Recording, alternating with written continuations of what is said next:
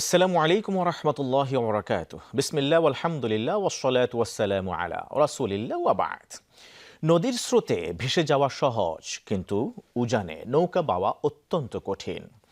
আজ আমরা সময় ও ইতিহাসের এমন এক সন্ধিক্ষণে এসে দাঁড়িয়েছি, যেখানে চারপাশের স্রোত আমাদের ঈমান, নৈতিকতা আর সত্যের বোধকে প্রতিনিয়ত ভাসিয়ে নিয়ে যাচ্ছে। সকালের মুমিন সন্ধ্যায় ঈমান হারাবে, আর হাতের তালুতে জ্বলন্ত কয়লা চেপে রেখে ধরে রাখার চেয়ে অনেক কঠিন হয়ে উঠবে ঈমানকে বাঁচিয়ে রাখা। আজকের আলোচনা কোনো ভয়ভীতি ছড়ানোর জন্য নয়, বরং অন্ধকারের প্রভাবে যেন আমাদের দৃষ্টিভঙ্গি আচ্ছন্ন না হয়ে যায়, সেই সতর্কতার বার্তা পৌঁছে দেওয়াই আমাদের আজকের আলোচনার মূল উদ্দেশ্য। আজকের বিষয় শেষ জামানায় ফিতনার ভয়াবহতা।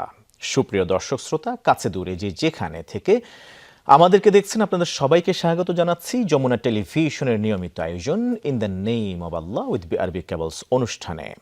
আপনাদের সাথে আছি আমি মুহাম্মদ হিদায়েতুল্লাহ। প্রিয় দর্শক, অনুষ্ঠানটি টিভি সেটের পাশাপাশি যমুনা টেলিভিশনের ফেসবুক পেজে সরাসরি সম্প্রচারিত হচ্ছে। আমাদের সাথে যুক্ত আছেন প্রখ্যাত আলিম দ্বীন, বিশিষ্ট ইসলামিক চিন্তাবিদ, লেখক, কলামিস্ট ও গবেষক শেখ দিলু বেপারি ওয়াকফ স্টেট জামে মসজিদের সুযোগ্য খতিব ফদিলাতুল উস্তাজ শেখ সাদিকুর রহমান আল আজহারি হাফিজাহুল্লাহ।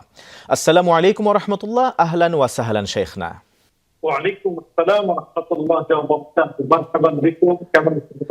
আলহামদুলিল্লাহ, আল্লাহ তাআলা ভালো রেখেছেন। আশা করছি আল্লাহ তাআলা আপনাকেও সুখে শান্তিতে রেখেছেন। আমরা জেনেছি কিছুদিন আগে আপনার কলেজার টুকরা সন্তান, আমাদের প্রিয় মেয়ে আদিবা, আল্লাহর ডাকে আল্লাহর আমানত হয়ে ফিরে গিয়েছেন। আমরা আজকের অনুষ্ঠানের শুরুতেই আল্লাহ তাআলার কাছে আমরা দোয়া করব, আল্লাহ তাআলা যেন তাকে জান্নাতুল ফেরদাউসের গেলমানদের কাতারভুক্ত করেন এবং আপনাদেরকে জান্নাতে যাওয়ার উত্তম প্রতিদান হিসেবে তাকে জরিয়া হিসেবে কবুল করেন। শেখ, আমরা সম্ভবত শেষ জামানায় চলে আসছি। আমার ধারণাটা কি ঠিক কিনা এই বিষয়ে আপনি কোরআন সুন্নাহর আলোকে বলবেন। শেষ জামানার ফিতনার ভয়াবহতা নিয়ে নবী সাল্লাল্লাহু আলাইহি ওয়াসাল্লাম কি কি ভবিষ্যৎবাণী করেছেন, এক এক করে যদি আপনি আমাদের দর্শকদের সচেতনতার জন্য সঠিক পথে ফিরে আসবার উদ্দেশ্যে যদি আপনি তুলে ধরতেন, প্লিজ। আলহামদুলিল্লাহ রাব্বিল আলামিন ওয়াসসালাতু ওয়াসসালামু আলা আশরাফিল খালকি সাইয়্যিদিনা মুহাম্মাদ ওয়া আলা আলিহি ওয়া সাহবিহি আজমাইন, আম্মা বা'দ। ইন দ্য নেম অফ আল্লাহ, এই অনুষ্ঠানে আমরা আজকে কথা বলতে চাই শেষ জামানায় যে আমরা চলে আসছি। অলরেডি আমরা শেষ জামানার একেবারে এমন একটা সময় কাটাচ্ছি যে সময় সম্পর্কে নবী করিম সাল্লাল্লাহু আলাইহি ওয়াসাল্লাম আমাদেরকে প্রতিনিয়ত সতর্ক করেছেন। নবী করিম সাল্লাল্লাহু আলাইহি ওয়াসাল্লাম যেমনটা হাদিসের মধ্যে ইরশাদ করেছেন যে শেষ জামানাটা এমন ভয়াবহ হবে, হাত্তা তাদরিবা আলিয়াতু নিসাই দাউসিন, মহিলাদের মধ্যে গান বাজনা প্রবণতা, মিউজিক এগুলো বেড়ে যাবে। অশ্লীলতা, পাপাচার, ফায়সা কাজগুলো মানুষের মধ্যে এমন ভাবে হবে মানুষ থেকে কিছুই মনে করবে না। আজকে আমাদের সমাজে আমরা প্রাইভেসি বলতে মনে করি যে আমরা ভালো আছি, খাচ্ছি, প্রযুক্তি ব্যবহার করছি, আকাশ প্রযুক্তি চতুর্দিকে আমাদের, কিন্তু আসলে আমরা যে কতটা ফিতনার ভিতরে প্রবেশ করে ফিতনায় শেষ হয়ে যাচ্ছি, এটা আমরা অনেকে চিন্তা করি না। অনেকে আমরা ভাবতে পারি না যে আমরা কতটা বেশি ফিতনার ভিতরে আমরা ডুবে গিয়েছি। নবী করিম সাল্লাল্লাহু আলাইহি ওয়াসাল্লাম হাদিসের মধ্যে শেষ জামানার গল্প বলতে নবী সাল্লাল্লাহু আলাইহি ওয়াসাল্লাম সতর্ক করেছেন এবং নবী সাল্লাল্লাহু আলাইহি ওয়াসাল্লাম এই বলেছেন যে অসুত্তাফাদাল মাসাজিদু তুরফা, সমস্যা হবে এই মসজিদগুলা তুরফাদাল মাসাজিদু তুরফা, মসজিদের সামনে দিয়ে রাস্তা হবে, ওই রাস্তা দিয়ে লোকেরা চলে যাবে, কিন্তু নামাজ পড়ার জন্য আল্লাহর ঘর মসজিদে প্রবেশ করবে না। এখনকার সময়ে আমরা দেখি অধিকাংশ জায়গায় এটাই হয় যে মসজিদের সামনে দিয়ে আমরা রাস্তা দিয়ে হেঁটে চলতে নামাজ পড়ি। মুসলমানদের চারিত্রিক অবক্ষয় এমন হবে, মসজিদের মধ্যে মানুষ হট্টগোল করবে। আমরা জুমাবারেও যদি লক্ষ্য করি, আমরা দেখবো যে অধিকাংশ মুসলিম একেবারে আসে এবং চরম একটা হট্টগোল মসজিদের ভিতরে তৈরি হয়। অনেকে মসজিদের ভিতরে কথা বলে, কখনো কখনো পুঁথিদের আলোচনায় বাধা দেওয়া হয়। এবং মানুষের ভিতরে এমন দেখা যাবে শারীফুল জানি, বৃদ্ধ বয়সে মানুষের চারিত্রিক অবক্ষয় ঘটবে, বৃদ্ধ বয়সে মানুষের চরিত্র নষ্ট হয়ে যাবে, চারিত্রিক এই অবক্ষয় করুন সমাজের ভিতরে দেখা দিবে। নবীজি সাল্লাল্লাহু আলাইহি ওয়াসাল্লাম আমাদেরকে সতর্ক করে দিয়েছেন, আত্তা তাকতুলা জারাতু, প্রতিবেশী প্রতিবেশীকে হত্যা করবে, ইচ্ছায় চাঁদাবাজি আজানে এগুলো বেড়ে যাবে, এমনকি আপন ভাইকে পর্যন্ত শহীদ করে ফেলবে। এরপর নবীজি সাল্লাল্লাহু আলাইহি ওয়াসাল্লাম বলছেন, এমনকি আত্তা তাকতুলা আবনাহু, নিজের জন্মদাতা পিতা মাতাকে পর্যন্ত শহীদ করে ফেলবে। এই সবগুলো এখন আমাদের চোখের সামনে একের পর এক ঘটছে।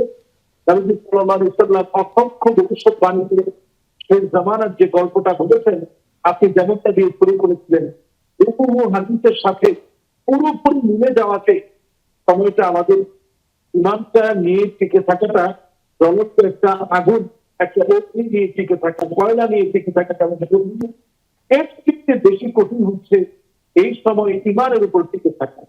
চমৎকার করে আপনি বলছিলেন আসলে কোরআন এবং সুন্নাহের আলোকে এবং বিশ্বনবী সাল্লাল্লাহু আলাইহি ওয়াসাল্লামের ভবিষ্যৎবাণীর আলোকে যে আসলে শেষ জামানার ফিতনা কতটা ভয়াবহ রূপ ধারণ করবে আপনি এক এক করে বলছিলেন। আসলে আমাদের বাস্তবিক জীবনের সাথে তা মিলে যাচ্ছে। আল্লাহ তাআলা আমাদেরকে এখন সাবধান হবার তৌফিক দান করুন। আজকের এই আলোচনাটি যেন আমাদের জীবনের মোড় ঘুরিয়ে দেয়, আমাদেরকে যেন অন্ধকার থেকে আলোর দিকে ফিরে আসতে সহযোগী একটি প্ল্যাটফর্ম হয়। এই আলোচনাটি আল্লাহ তাআলা কবুল করুন। শেখ, আমাদের সমাজে আমরা যতটা মডার্ন হচ্ছি, আমাদের সায়েন্স অ্যান্ড টেকনোলজি যতটা উন্নয়ন সাধন করছে, অন্য দিক থেকে আমাদের যে প্রাইভেসি, পার্সোনাল যে কিছু ম্যাটার আছে সেগুলি জনসমক্ষে চলে আসছে।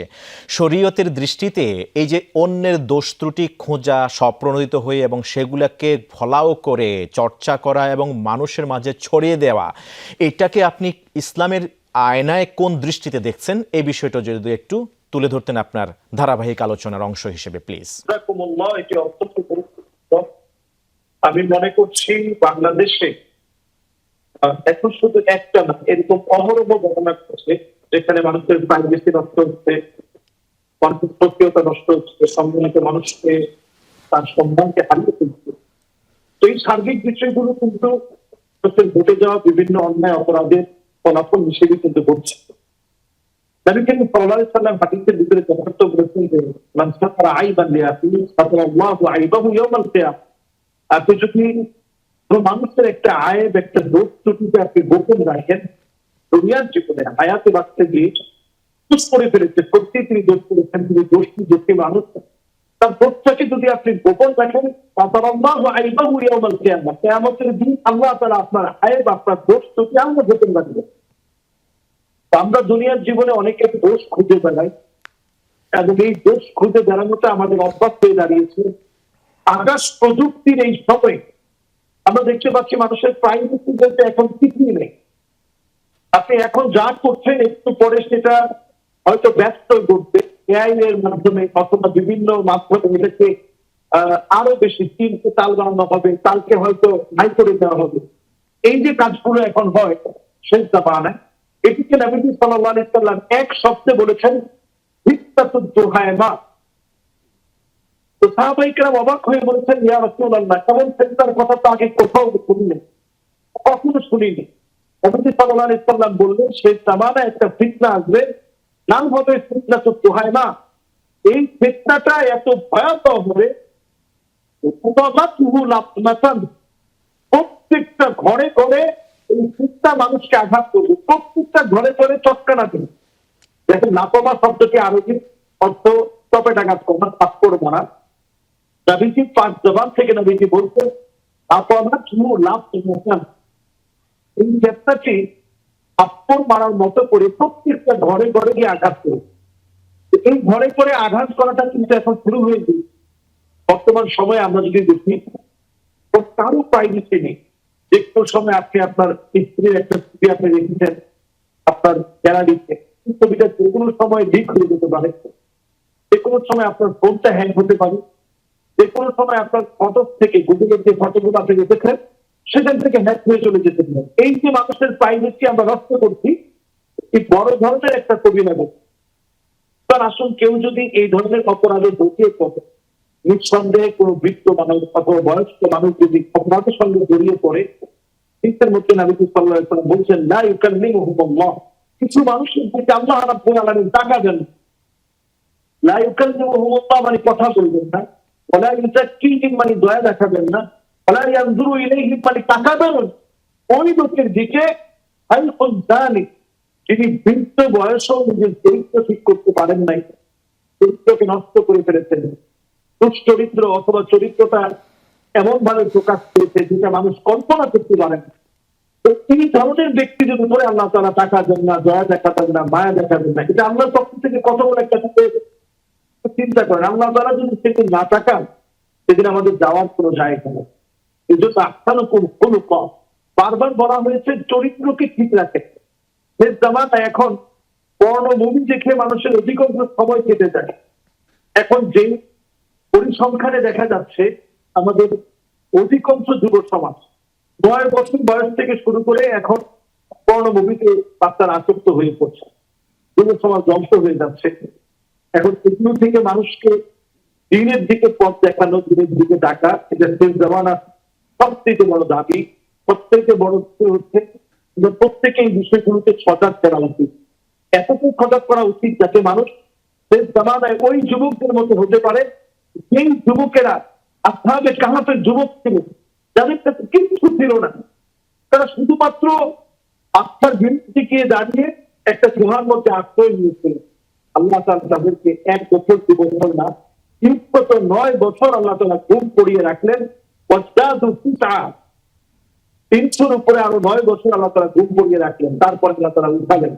সুতরাং বাদা আল ইসলামু গরীবান ওয়া সায়াউদু গরীবান তুবা লিল গুরাবা, যদি এই মুহূর্তে আমরা নিজেদেরকে ব্যতিক্রম ভূমি যুবক বানাতে পারি, আল্লাহ তাআলা যেইভাবে আগেও বিজয়ী করতেন, তখন আল্লাহ তাআলা আমাদেরকে দিলেই গোটা পৃথিবীর ভিতরে মুসলমানদেরকে বিজয়ী করবেন।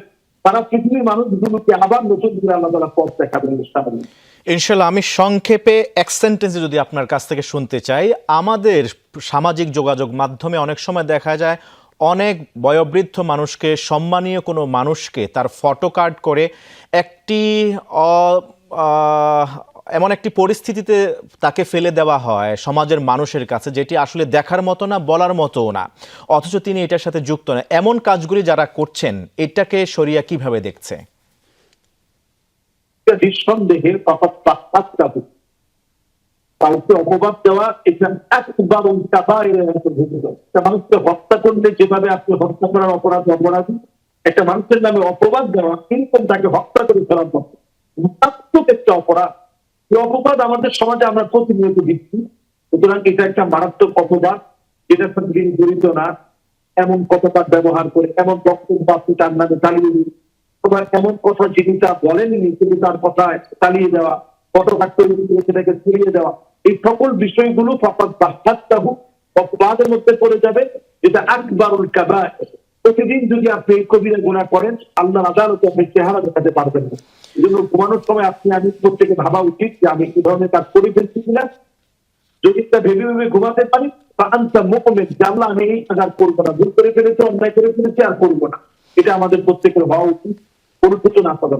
আল্লাহ আমাদেরকে হেফাজত করুন, যাবতীয় এই অনৈতিক কাজ থেকে ফিরে আসার তৌফিক দান করুন। কোরআনের দর্পণে আমরা জেনেছি বিশ্বনবীর আদর্শের এবং ভবিষ্যৎবাণীর আলোকে শেষ জামানায় কি ভয়াবহ ফিতনা আমাদের জন্য অপেক্ষা করছে। এখন আপনার কাছ থেকে সংক্ষেপে আমরা জানতে চাইব, সেই সব ফিতনা থেকে ঈমানদার তার ঈমানকে কিভাবে রক্ষা করবে, বাঁচার উপায় কি, এক এক করে যদি কোরআন সুন্নাহর আলোকে তুলে ধরতেন প্লিজ। জাযাকুমুল্লাহ। আজকের এই চিন্তা আমরা মনে করছি যে অত্যন্ত গুরুত্বপূর্ণ।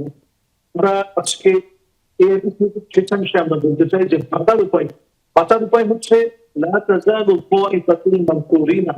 আল্লাহ তাআলা হকের উপরে আল্লাহ তাআলা একজন মানুষকে সবসময় নেন।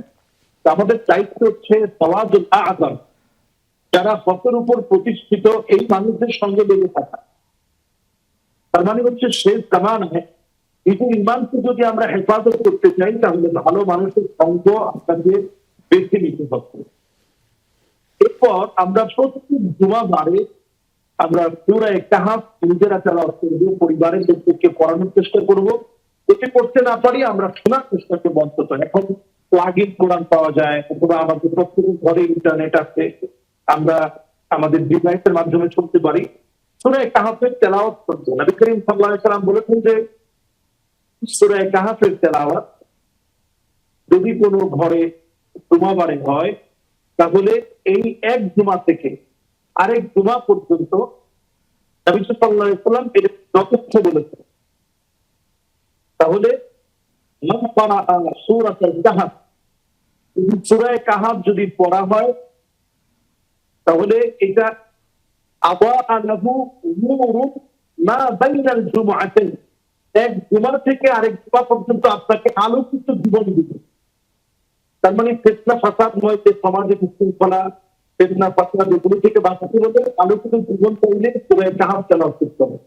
প্রতিনিয়ত আদাআ লাহু মিনান নূরি মা বাইনাল জুমআতাইন, প্রতিনিয়ত আমরা সূরা কাহফের 10টা আয়াত প্রত্যেক পড়ার অভ্যাস করে থাকি। আয়াতুল কুরসি প্রতিদিন আমরা 5 ওয়াক্ত নামাজের পরে পড়ার চেষ্টা করি। আল্লাহর কাছে আমরা নামাজের পরে আল্লাহুম্মা ইন্নী আউযু বিকা মিন ফিতনাতিল মাহিয়া ওয়াল মামাত, এটা যেমন এই ফিতনা থেকে পানাহ চাই, ফিতনাতিল মাসিহিদ দাজ্জাল, দাজ্জালের ফিতনা থেকে আল্লাহর কাছে পানাহ চাই, প্রতিনিয়ত আল্লাহর কাছে দোয়া করি আল্লাহ এই ফিতনা থেকে আপনি হেফাজত করেন। আল্লাহ যেইভাবে এখন সমাজের ভিতরে বিশৃঙ্খলা চলছে, আমি যেন আমার ঈমান নিয়ে বাঁচতে পারি, আল্লাহকে তাওফীক যখন আল্লাহ আপনাকে দান করেন। প্রতিনিয়ত আল্লাহর কাছে এই পানাহ চাওয়া এবং সন্তানদেরকে বিশেষ নজরাতির মধ্যে রাখা, নারীদেরকে বিশেষ নজরাতির মধ্যে রাখা, তারা যেন মিসগাইড হয়ে না যায়। শেষ জামানায় অবস্থা এমন হবে, আন্না আনা, কোথায় কোথায় মানুষ বলবে আমিত্ব চলে আসবে, কোথায় কোথায় মানুষের ভিতরে এমন হয়ে যাবে যে সব আমার নামে দিয়ে দাও, স্ত্রীরা আপনাকে বাধ্য করবে সব তার নামে দিয়ে দেওয়ার জন্য। কোথায় কোথায় মান্না আনা, খোটা দানকারী হবে, কোথায় কোথায় আপনাকে খোটা দিবে, কোথায় কোথায় আপনাকে ব্যথা দিবে, কিছু নিয়ে আসছে, সেটা আরবিতে বলে হাদ্দাক, নিয়ে আসতে পছন্দ হবে। এমনকি সাদ্দাকা, কোথায় কোথায় আপনার সঙ্গে সঙ্গে বিতর্ক হবে, আমি গায়ের মধ্যে পর্যন্ত হাত করি। বাজে অভ্যাসগুলো এখন আমাদের সমাজের ভিতরে প্রতিনিয়ত চলছে। সুতরাং স্ত্রীদেরকে আপনি এখন বোঝানোর চেষ্টা করেন, দাজ্জালের আত্মপ্রকাশের পরে এমন অবস্থা হবে, নারীদেরকে দড়ি দিয়ে বেঁধেও রাখা যাবে না, তারা ফিতনার পিছনে খুব দৌড়াবে। এই ফিতনাটা ভয়াবহ আকার ধারণ করবে নানা কারণে, নানা ভাবে। সুতরাং বাঁচার জন্য আমাদেরকে নিজেরা কোরআন হাদিস পড়তে হবে, অধ্যয়ন করতে হবে, অবিচল আস্থা এবং বিশ্বাস আল্লাহর উপরে রাখতে হবে। ওয়াইদা সাআলতা ফাসআলিল্লাহ ওয়াইদা ইসতাআনতা ফাসতাঈন বিল্লাহ, যদি চাইতে হয় আল্লাহর কাছে শুধু চাবো, ভরসা যদি করতে হয় শুধু আল্লাহর উপরে ভরসা করুন। এইভাবে যদি আমরা এই জামানার সময়গুলো কাটাতে পারি, আপনি দেখবেন একটু জায়গায় জায়গায় ভূমিকম্প হচ্ছে, ভেনেজুয়েলায় ভূমিকম্প হলো একই সাথে 24 ঘন্টার ভিতরে 96 বার প্রকম্পিত হয়েছে সারাটা পৃথিবী। আমাদের দেশে 7টার উপরে ভয়াবহ ভূমিকম্প হতে পারে।